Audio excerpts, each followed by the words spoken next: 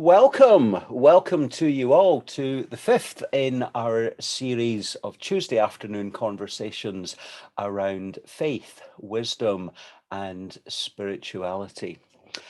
Some of you may have been expecting me to say my guest today is Michaela Foster Marsh. Unfortunately, Michaela had to pull out.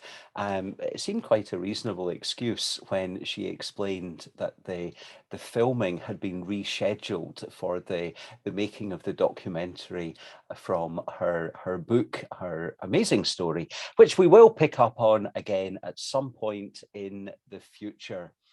Today, I am delighted that at very short notice, my guest is the Reverend Stewart Cutler. I've known Stewart, well, we'll pick up on that in conversation, but lots of years. It's incredible how the time goes in. So the fifth conversation around faith, wisdom, and spirituality. Things that maybe are easier to think of for an hour at the weekend, but are things which should and could punctuate our living for our betterment and that of the whole of society, creation, our world. So just to get us tuned in to thinking on those things today, a few words from Paul's second letter to the Thessalonians, where he said, "We ought always to thank God for you, brothers and sisters, and rightly so, because your faith is growing more and more, and the love all of you have for one another is increasing." Faith growing, love increasing. Can you take a moment just on your own to ponder those words? And where do you see faith growing in yourself or in others? 1 minute to ponder those things, and maybe you want to pop something in the chat, but if you do that, don't hit enter until I tell you to. Okay, where do you see faith growing in yourself or in others?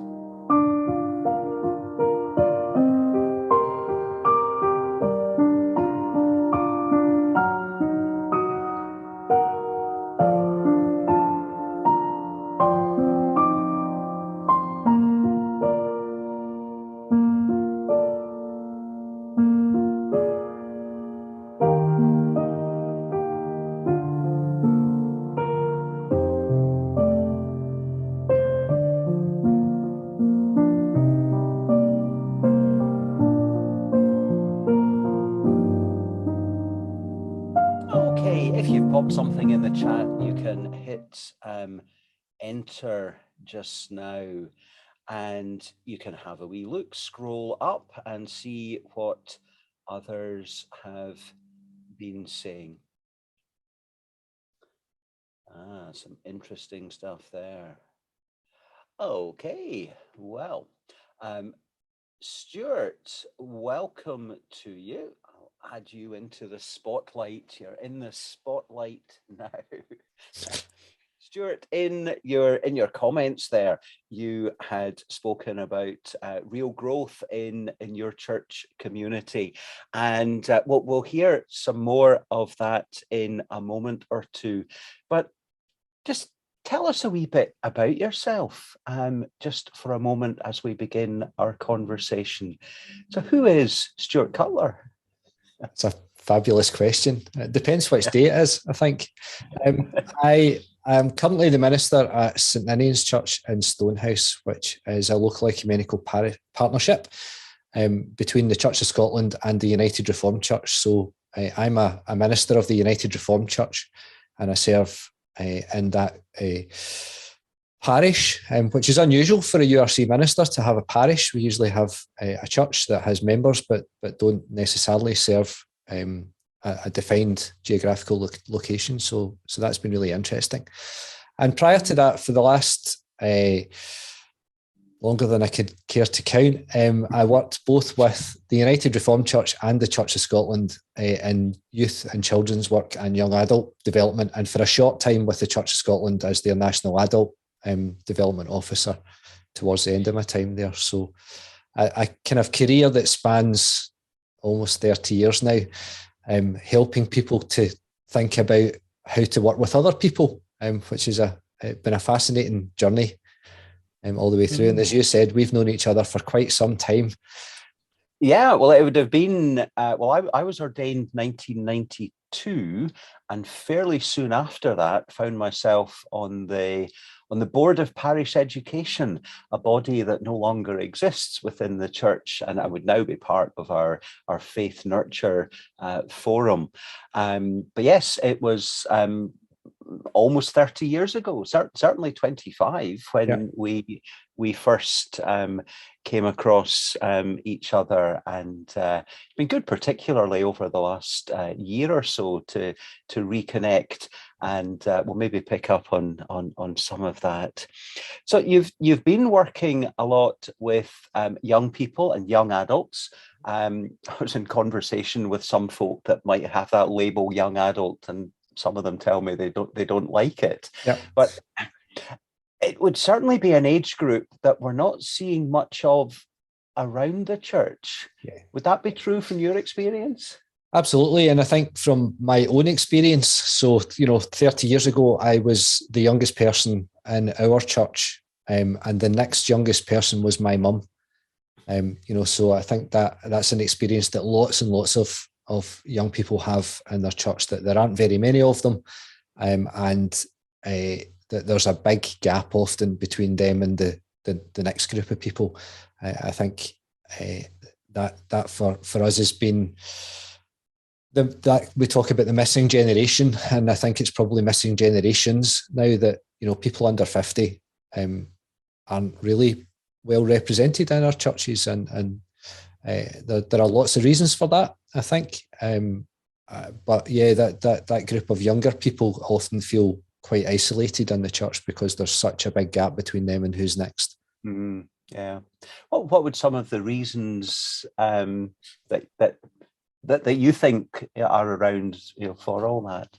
Yeah, I think as I said, there's lots and lots of reasons. I think some of it's about the people who have had control over the years. I'm not a big fan of stereotyping groups, but I think some of the kind of characteristics of the generations help us to understand a little bit about what's happened. So most of our churches are full of boomers and builders. So the generation above them, the people who rebuilt the community after the Second World War, are very often the people who've been in charge of church for quite a long time, and they built it in their image because that's what we do. We build communities in ways that are accessible and enjoyable and sustainable for us. So the church looks very much like a builders and boomers community. And when us Gen Xers came along and decided that we didn't want to be involved in anything, thanks very much, then we start to see that gap growing. Yeah. I'm a little bit older than you, Stuart, and just on that cusp, which means that I'm still technically a boomer, I think, having seen 1963. A question that I often ask myself, how should I, as someone in my late 50s and leading in the church, what should I do in order that the church can be more attractive for the younger generations? I mean, I guess that, like for all of us, I think what we want to have is a sense that we are noticed and welcomed and valued, and that, I guess that means that I find myself, I think part of my job as a minister is to say yes a lot. When people come and say, I've got an idea, why don't we do that? And I said, that'd be great. Yeah, you should totally do that. to enable and empower people to do the things that they want. But often that involves community conversations. So it's not just the church stuff. So when someone comes along and says, can we run a breakfast club in your church? Yes, is always going to be the answer to those kinds of questions. So that people get used to being in the church and see the church as a place where their needs might be met. And we've seen quite a lot of crossover between those kinds of groups and the worshipping community, and particularly in that kind of young parent type group. There have been gateway events, we call them. At Christmas, we do loads of stuff. The whole of December's full of Santa, because we want young families to come into our buildings. But we've seen very often that they stay and that they become involved in other things because of that. And I think having something to do is a hugely important part of that. They want to contribute. They don't just want to come and sit and be told what to think. Yeah. Spirituality is probably a term that some of the younger people and that age marker is probably creeping up all the time. But I think folks still see themselves, understand themselves as spiritual beings, while they're disengaging from more organized religion. Yeah. So should the church just pack up? Yeah, totally. No. but not until I've retired, obviously. No, I think I guess one of the things that we've not been very good at as a church, and I'm talking about the whole of the Western Christian community here, not just as a denomination or even as an individual church community, is to engage with what those words mean. My wife is she's a chaplain at local hospital, and so is chaplain for people of all faiths and none, which is a huge blessing, but also something that stretches her thinking a lot. And so we have lots of conversations about what does it mean to be interested in spirituality? What is that? And she studied for a master's a while ago, and that was part of her research, was to work out what's the difference between religion, faith, and spirituality, because obviously they all overlap. That's your classic Venn diagram that they kind of, there's a bit in the middle that's the sweet spot, but they're not necessarily the same, but they're all important. So I think I'm going to completely misquote her now, and she's going to be really angry with me when I do. But and it's recorded. She'll hear every word, like she's interested. I think she came with religion's the things that we do. So the practice of religion it's a doing thing. Faith's what we think, but spirituality is what we feel often. And I find those really helpful. That they're not separate, but they speak to different parts of our being and our characteristics. And I think often, particularly in the Reformed tradition, where we don't have religious practices in the way that some other denominations might, we don't necessarily light candles, and we don't have prayers that we say at different times, and we actually have very little in the way of shared liturgy. Or shared practices. That's been something that I think for the Reformed tradition has been a real kind of detriment, that we rely very much on somebody saying something to us. It's a very kind of cerebral expression of faith, and that's fine if you're interested in listening to a lecture. But if you want to engage in a conversation, we've not been very good at that. And if you want to do something, we've not been very good at that either. So I think that's part of the reason that young people don't engage quite as much as they maybe might. Yeah, fascinating. Yeah, and I'm already thinking when I edit the video, maybe put in a wee Venn diagram illustrating that. And we can double over what she actually said. I was thinking there. I can't remember the context now, but someone saying, so often we think about what's in our head, and we often think of the need to engage the heart as well. So there's the kind of the thoughts and the feelings, but there's also a third H to add to head and heart, and it's the hands. It's actually the doing something that's tangible and seems to be making a difference. And just now, in the light of the war in Ukraine, people are very clearly and visibly wanting to do something to help humanity. So yeah, I very much hear in what you're saying that the Gen X's, the millennials, the where are we at now with the generation stuff? Gen Z.2 or something.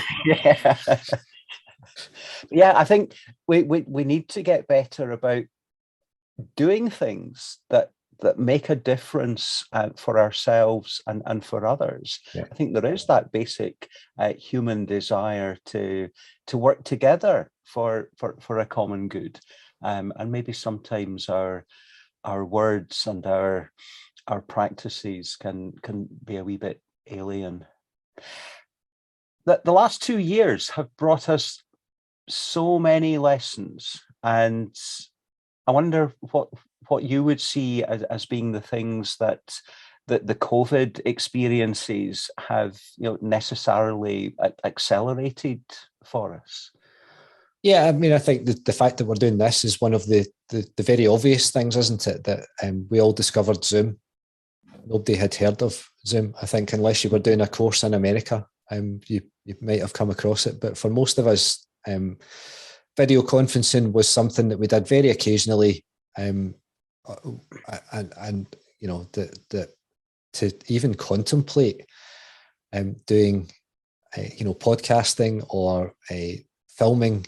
Some churches were into live streaming, but not many, and often there were I think there are issues around about that we can talk about if you want, but I think being forced into thinking about, well, how do we do church? We can't go to the building, so how, what? It's that classic question, isn't it? If your church had to disappear, what would you do? And the answer often is, well, we would go somewhere else and do the same thing. Well, when everywhere's shut and you have to work out, well, how do we do this online? Then, that presents some real opportunities, but also some absolutely difficult challenges for folk. And I started to season 3 of a podcast that we started way back called Control Alt Delete Church, where we started to look at what people were doing and had a conversation with folk to say, well, what are you doing, and how are you making that work, and what are the problems with that? Just sharing some of that learning as we were going along.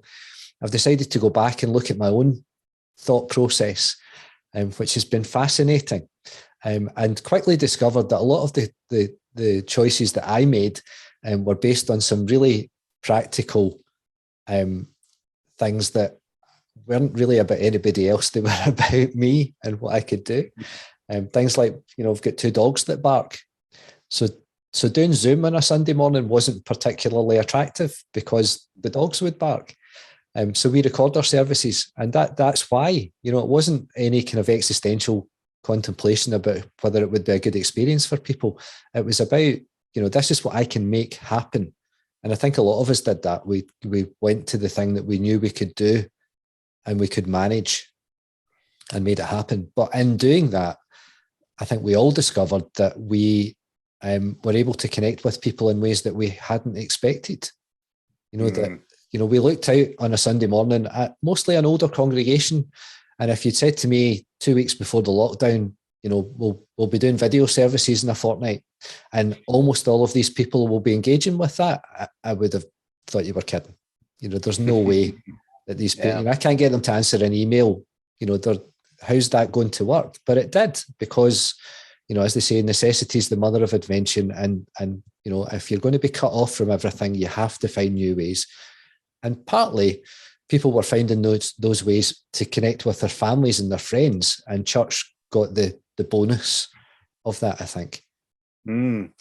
At the beginning, when I invited some comments in the chat, you had said that you've seen real growth in your church community, especially a deepening of faith in the last few months, people grappling with some big ideas together. Can you unpack that a wee bit for us with some examples of where there's been real growth? Yeah, I think the one of the really surprising things for me is, off the back of lockdown, like everyone else, there are people who haven't come back. And, I think that wasn't necessarily a surprise. I think, if you're going to spend 2 years stuck in your house, you're going to develop new habits. You're going to, fall out of some of the old ones and all that kind of stuff. So people not coming back wasn't a big surprise. But we've actually had quite a lot of people come for the first time, which is strange in lots of ways, because if we look at the 2 years before COVID happened, that wasn't the case. The community was pretty stable.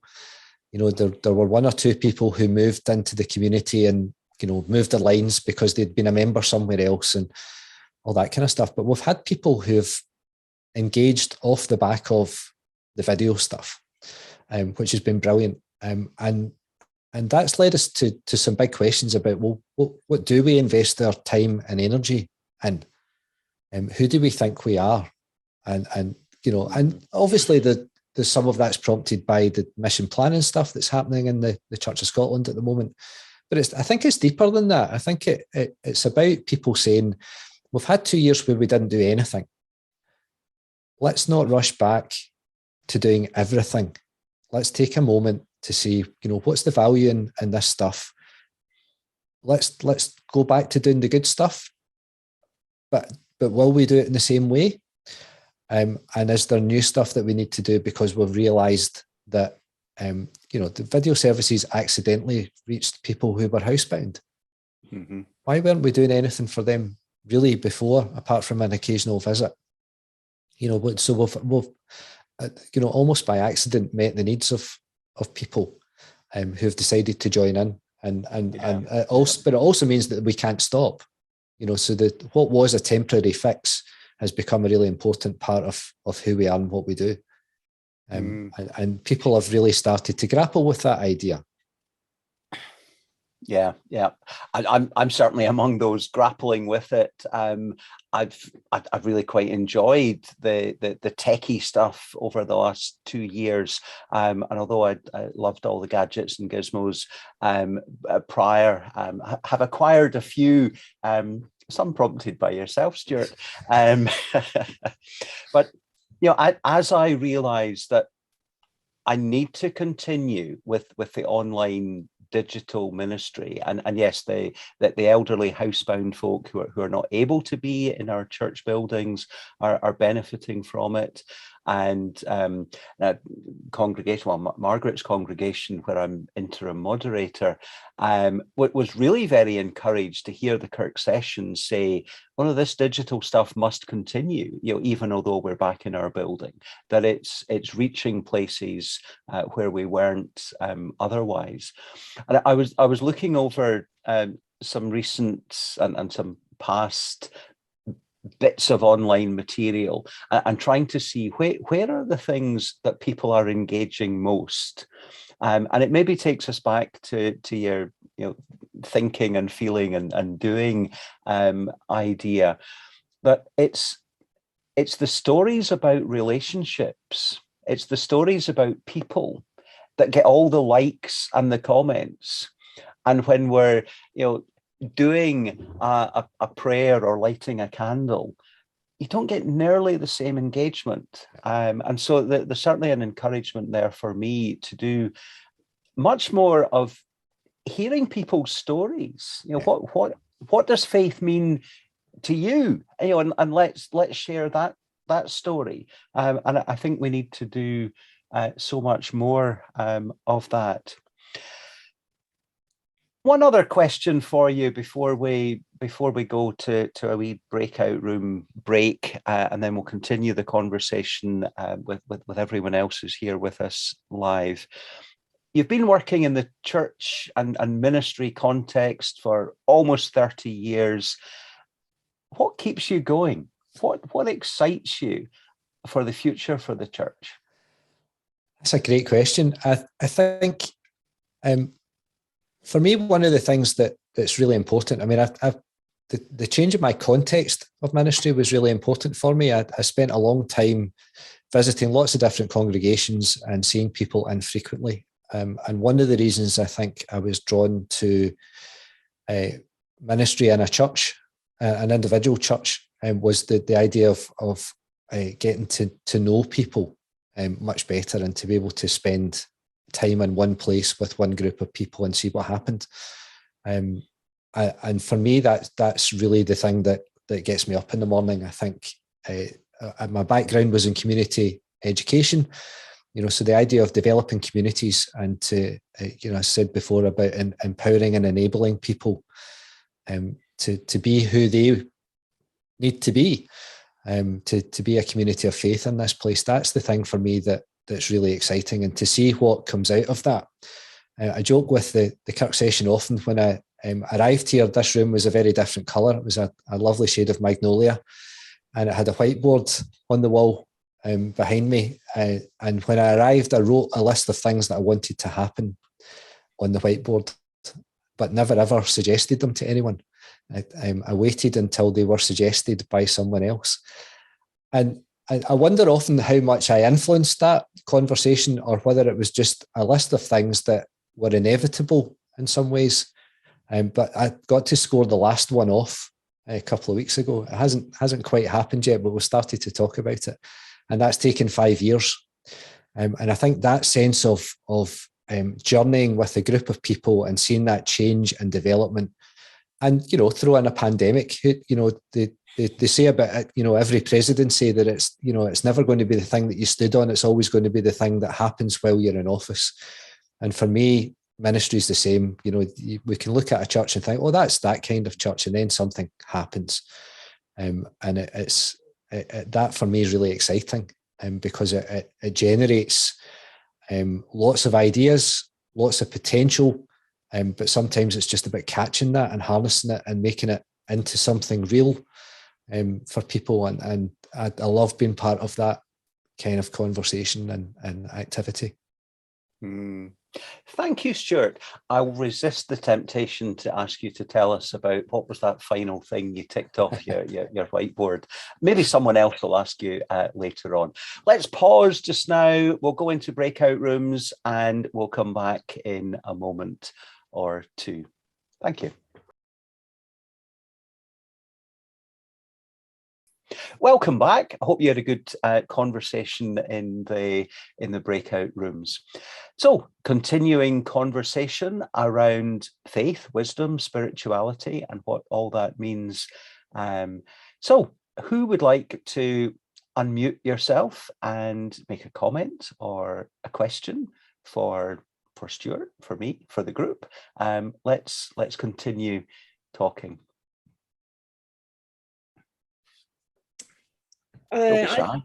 Fiona. I'd like to ask Stuart, you said your background was in parish education, and you mentioned, I'll find it again, empowering and enabling. And I wondered whether you found this was a transferable skill when you moved into parish ministry. Yes, is the very short answer to that. We used to kid on, my dad was a Church of Scotland minister. And we used to kid on that my training was much more appropriate than his for ministry, because he found himself doing all the things that I was trained to do and having to lead worship on a Sunday. So, he often would say things like, I wish they had told us that when we were doing things like group dynamics or, sustainable community practices and things like that. So, yeah, I think it's hugely transferable because it's about people. And I think part of the the task of ministry is exactly those two words. It's about enabling and empowering. And I think for me, the temptation is to do on behalf of people. And I have to check myself very often and say, no, that, I could do that and it would be quicker. And it might even be better, but that's not really the point. The point is to enable people to have an experience of either doing, taking part, organising, whatever it might be, because that's the thing that builds the community of the church. And I suppose one of the kind of key mantras of community development is that you should work yourself out of a job. That the thing that a community couldn't do when you arrived, they can do when you leave, and it's a sustainable thing. And I think too often in the past, the church has been about someone coming and doing for, and that's not a helpful thing. And I think that's contributed hugely to where we find ourselves today. That all of the kind of knowledge, power, and experience has been located in one person who was expected to do lots of things, and people would support them in that, but not necessarily contribute in the same way as I think folk would want to now. And some of that's about just valuing the contributions that people can make. Everybody's got transferable skills. I remember my very first job was with an organisation called Street Level in Carluke, which was a detached youth work project that 6 churches sponsored. And I remember going round the 6 churches and saying, if anybody's got any transferable skills that they think would be helpful to work with a group of young people, then please do let me know. And nobody did. And I thought, all right, okay. And I remember having a conversation with my aunt who lived in Carluke, who worked in the local job centre, about so why did you not put your hand up? Why the skills that you have in dealing with young people in employment, they're exactly what we're looking for. But people often don't see the connections. And so I think for me, a lot of what I do is try and help people to see the connections between the things that they know and can offer, and the life of the community together, as well as the church in the community, and in their faith life. How does their faith feed who they are and what they do, and how can that be part of that? Absolutely, yeah. I mean, I think so often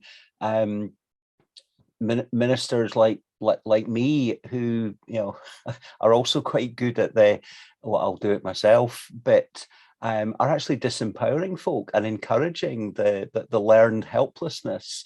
And I think now we're into a catch-22 situation where it has gone so far that the people who are supporting the church financially and keeping things going are now of an age where they're saying, I can't do that, and we need to leave it to the younger people. But we've lost the younger people. Yeah, we're almost growing 2 different expressions of church next to each other now. I think that's where we're at. Yeah. And that's exciting, but really challenging. Oh, absolutely. Yeah. I've said in a number of contexts recently that what's going on in the church and around here in Loch Aber could fill me with a sense of absolute overwhelm. But in a sense, it has gone beyond that, because it will only work if we can actually engage other people and people's gifts and start journeying on this together. It just is not sustainable to leave it to the ministers now. Yeah. Any other thoughts, comments?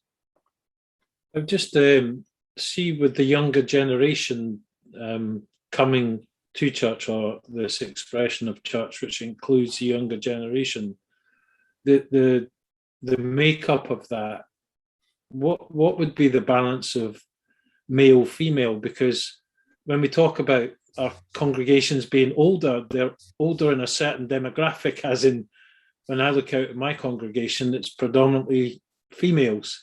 Yeah. And not only widowed females, like husbands staying at home.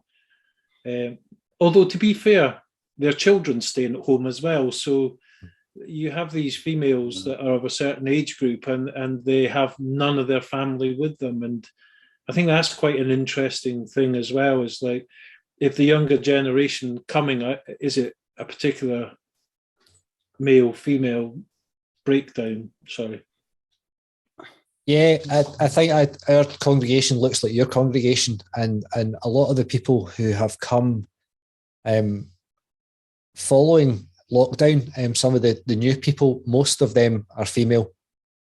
Right. And I think it's fascinating. We've had one young man who has come and was baptised and became a member of the church, but the majority of the folk in our congregation are women, although I think our demographic's not quite as skewed as some other churches. And we have the opposite is also true. We have some men who come without their wives, which is interesting.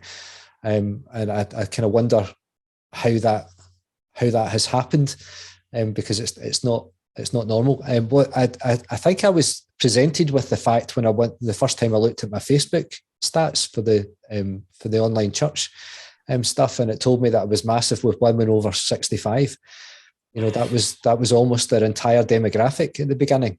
You know, and it's a really interesting phenomenon in the church, and is a fairly recent, you know, in the kind of the history of the church, the kind of move from being a very male organisation to a very female organisation has happened quite quickly. And I think there are lots of reasons for it, and some of them are really good reasons.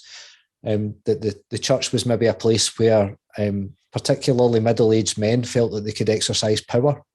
And thankfully that's not necessarily the case anymore, that it's a much more kind of balanced leadership that we see now, although not all the way through. I still think that some of the kind of presbytery and general assemblies, and for us synods and general assembly, are still fairly male in a way that doesn't really reflect what's happening in church. But I think it changes, in lots of ways, it changes the nature of church.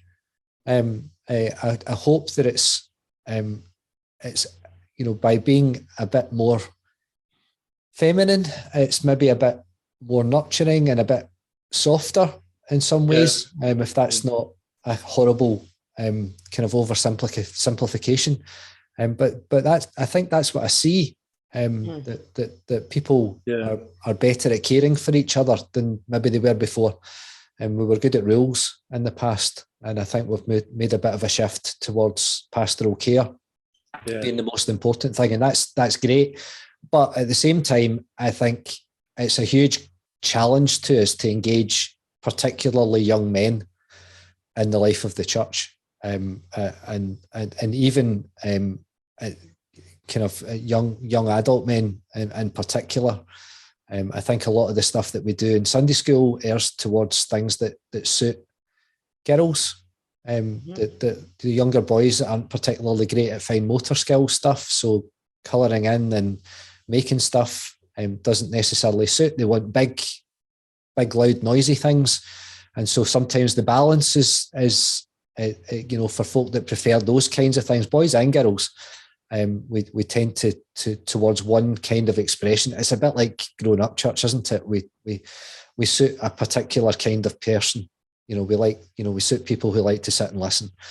And in Sunday school and Bible class or whatever, we do similar kinds of things. Our activities maybe don't vary as much as they should to cater for all kinds of people.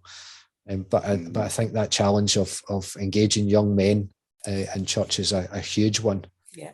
And the breakout sorry, Steve, do you want to come back in there?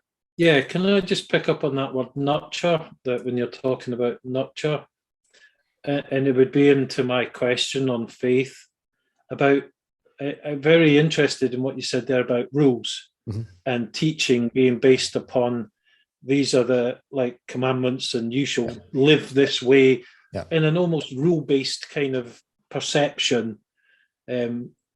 I have comments about that myself, about I think you need structure and all that kind of stuff, and following a lifestyle which is healthy for community is important. But But nurturing faith, that's a kind of very interesting thing about. And so my question would be to you is, if it's okay to ask this so directly, is how do you go about nurturing faith and seeing in the importance of taking responsibility for developing your own faith? And perhaps the last tricky one is, how do you know that you have faith unless it's actually required? And so that last one you don't have to answer, but maybe the other one's about nurturing. So yeah. I, again, two brilliant questions, and it would be really easy just to shrug and say I've no idea what the answer to either of them is. But I'll have a go. I think the nurture thing is about being deliberate. For me, it's about being deliberate and providing the kinds of things that encourage and develop. So I think, when children are growing up, we give them food and clothes and security and shelter and love. So we give them the things that they need until they get to a point where they can choose for themselves, or they have the ability to get those things for themselves from other places. And I think nurturing faith is very similar. I think that we need to provide the things that people need.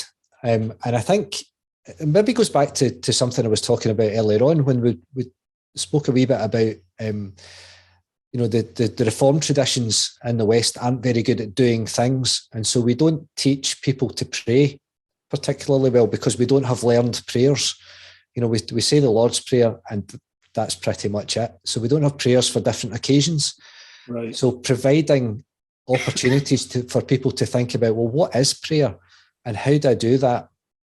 And where can I get help with that? Yeah. So a very simple thing that we've tried to do is to point people at prayer resources and say, look, the 24/7 prayer website's fantastic. It's got loads of different things on it for loads of different people. But here's, for example, the Lectio 365 app. You're going to get morning and evening prayers every day.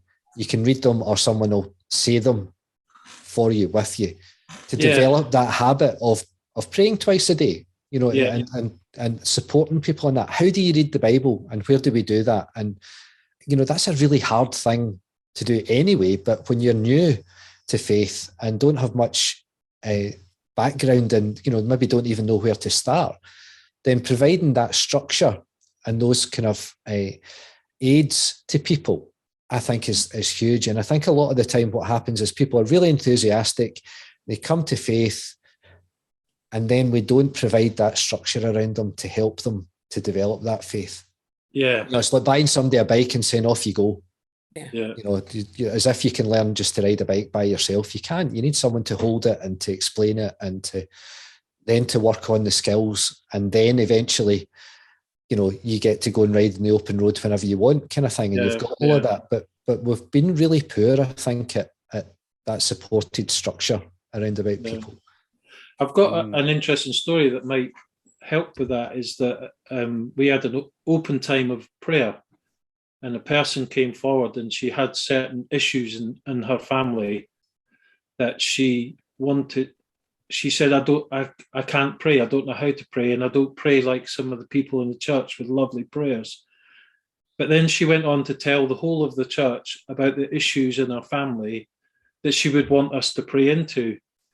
And I stood beside her and somebody went to pray for her and I says, please don't, because I want, the person walked up and went to pray with her and I said, actually, I'd like her to pray for herself now, because I just want her to now tell God what she's just told the church and just to voice exactly what she said to the church, but direct it to God. And she did that in prayer. And at the end I said, that's an example of people who think they can't pray, who can.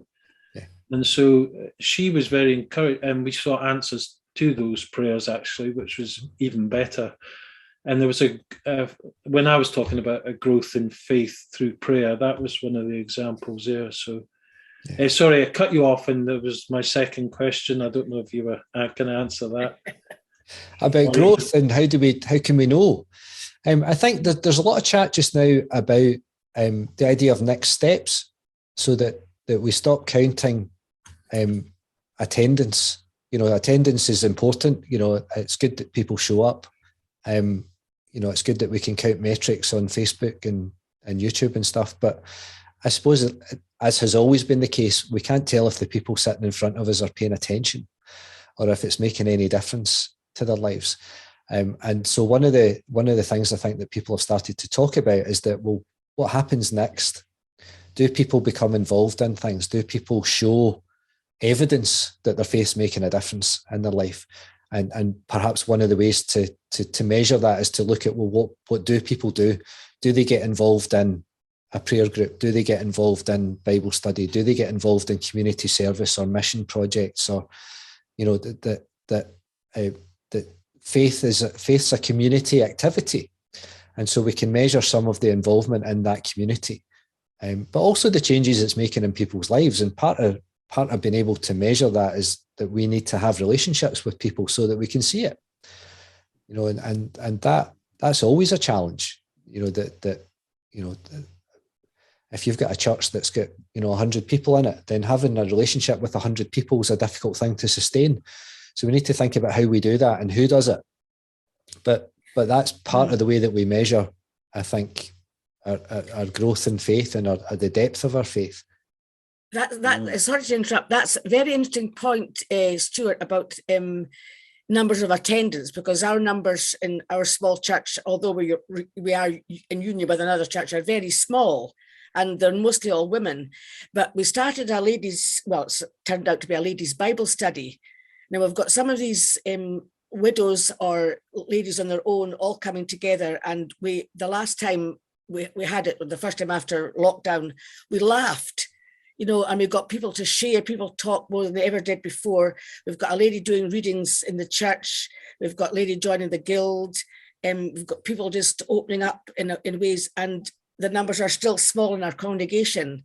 But because we are joining together, I can see a huge difference in, that verse in the Bible says, by their fruits you shall know them. Yeah. And it's fairly, well, maybe to me it's obvious, but for me it's a great encouragement, I have to say. So thank you for sort of so I can't think of the word of signifying that numbers are not necessarily important. I think that it was really brought home. I was lucky enough to visit. Our synod had a partnership with the Reformed Church in Cuba, and I was lucky enough to take a group of young people to Cuba. My work was incredibly difficult in those days. So we got to go to Cuba for 10 days and stay in Havana.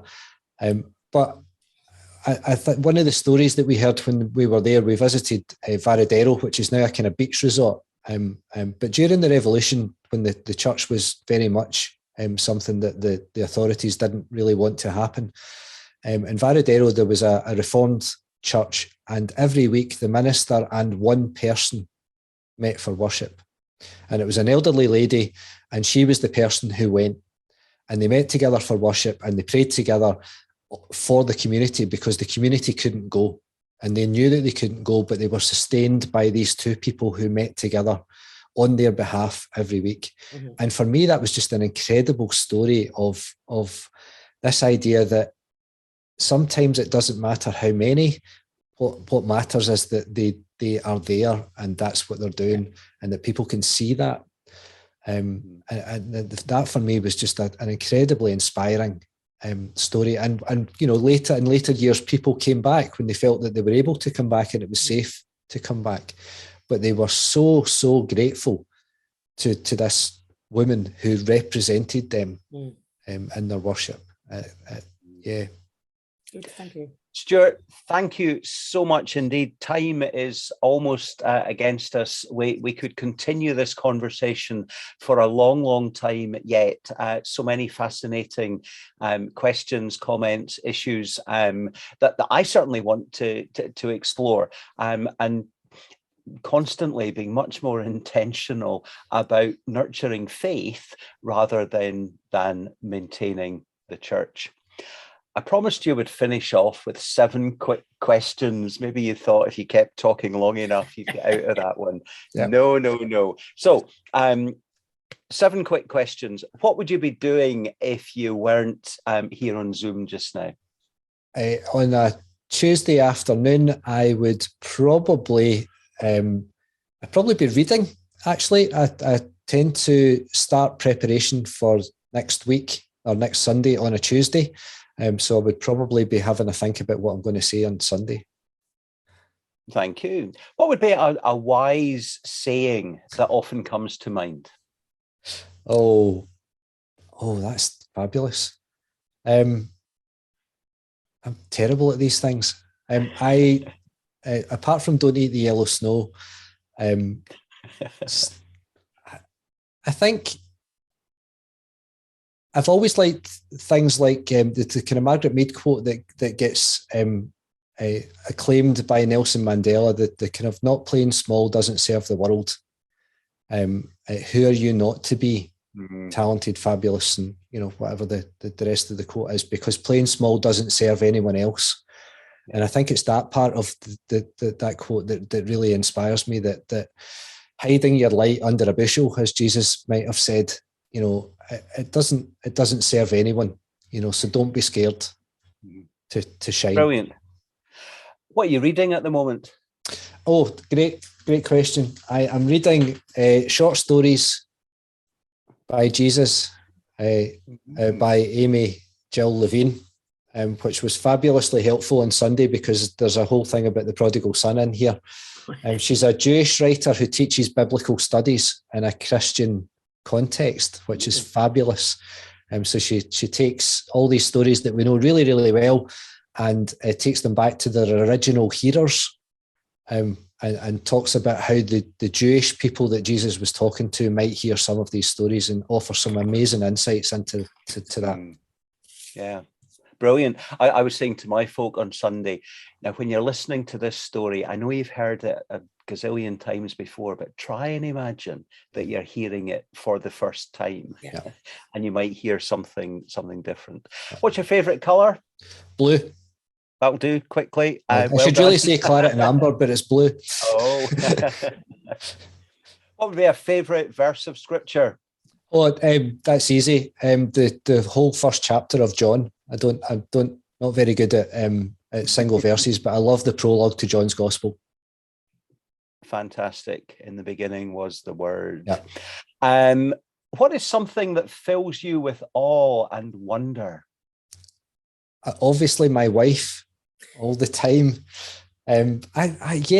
Lots of different things. I'm particularly struck by the kind of the beauty of the place that I live. We live in a kind of rural setting, and the countryside around here is just phenomenal. Fantastic. Final question. Tell us about a charity or good cause that you think is worthy of support.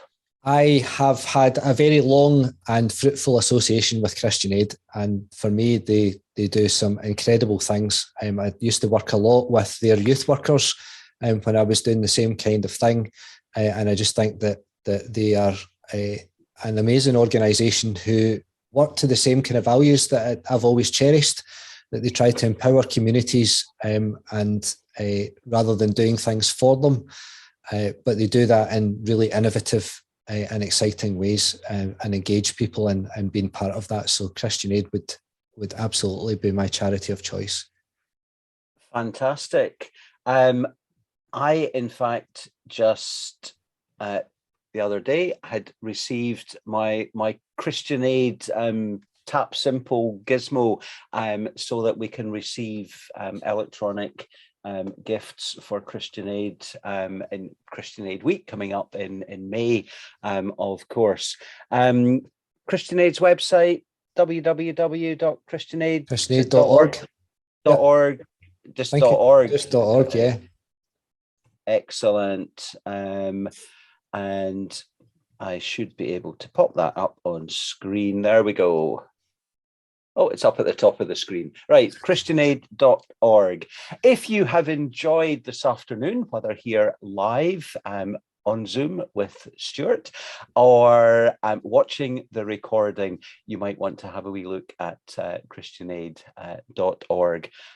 Incredible work in partnership with local organisations doing great things around the world in Christ's name. Thank you very much indeed, Stewart, for your contribution in what has been a fascinating conversation. Thank you to everyone who has been sharing today. Next week, same time, same place, when the very Reverend Susan Brown, convener of the Church of Scotland Faith Impact Forum, will be our guest. And the following Tuesday, our guest is Sally Foster Fulton, ahead of the aforementioned Christian Aid. So Stewart, you might want to join us on that occasion if you can. Thank you all very much indeed. Do let other folk know about these conversations, and you can find details and point folk towards aksm.org.uk and /FWS will take you to the information about the conversations around faith, wisdom, and spirituality. Thank you all very much indeed. God bless. Thank you very much, Stuart. Thank you very much. Thank you.